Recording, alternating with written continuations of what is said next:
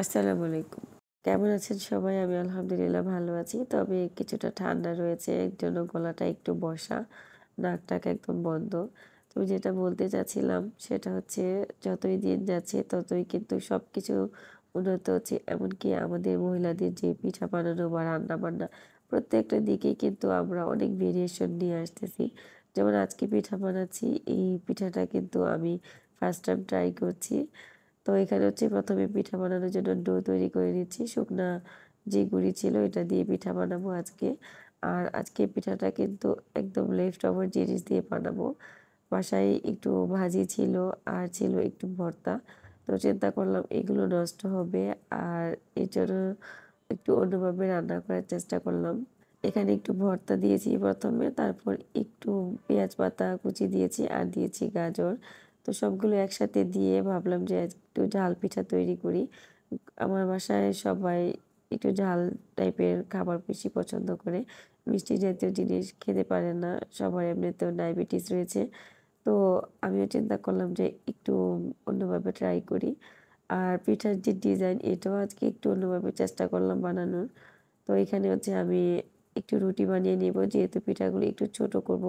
এজন্য আমি রুটির মতো করে বানিয়ে নিচ্ছি। তো রুটিটা আজকে আমার একটু পাতলা হয়ে গিয়েছে। তো আপনারা যখন এরকম করে পিঠা বানাবেন, সেক্ষেত্রে কিন্তু রুটিটা একটু মোটা রাখবেন। তাহলে কিন্তু পিঠাটা যখন ভাপ থেকে তুলে নিবেন, তখন কিন্তু পিঠাটা সুন্দর থাকবে। যেহেতু আমার পিঠাটা একটু পাতলা হয়েছে, এর জন্য কিন্তু আমার পিঠাটা লাস্টের দিকে এসে একটু উল্টাপাল্টা হয়েছে। তবে আজকে আমার পিঠা বানানোটা কিন্তু খুব ভালো লেগেছে আইডিয়াটা আমার নিজের কাছেই। এটাকে না বলা যায় পিঠা, না বলা যায় মোমো, এরকম একটা জিনিস। তো মোমোর মতোই দেখতে, কিন্তু আবার বাইরের সাইডে আবার পিঠা। তো আমি কিছুটা কিন্তু এরকম করেছি, পিঠার মতো শেপ দিয়েছি আর কয়েকটা কিন্তু একদম মোমোর মতো শেপ দিয়েছি। তো আজকে যে ডিজাইনটা দেখাচ্ছি সেটা আপনারা একটু দেখেন।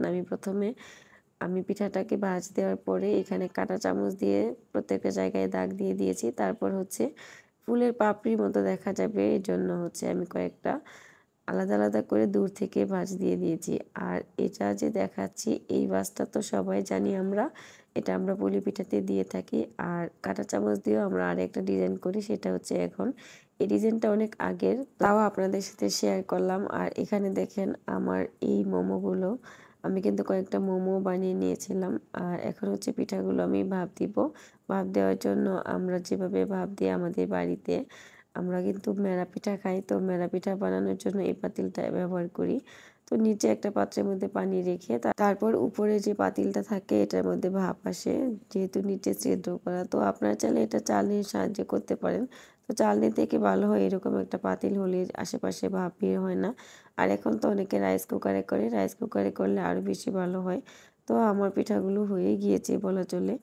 আর এই পিঠাগুলো কিন্তু কেউ আপনারা একসাথে দিতে যাবেন না। ১ম এ একটা ধাপ ভাপ আসবে, তারপর হচ্ছে অন্য একটা ধাপ দিবেন। আর এখন হচ্ছে আমার পিঠাগুলো একদম তৈরি হয়ে গিয়েছে। আর এই পিঠাটা বানানোর পরে কিন্তু আমি এটা সস দিয়ে ট্রাই করেছি। আমার কাছে কিন্তু ভালোই লেগেছে। আপনাদের কাছে কেমন লেগেছে অবশ্যই কমেন্টে জানিয়ে দিন। আল্লাহ হাফেজ।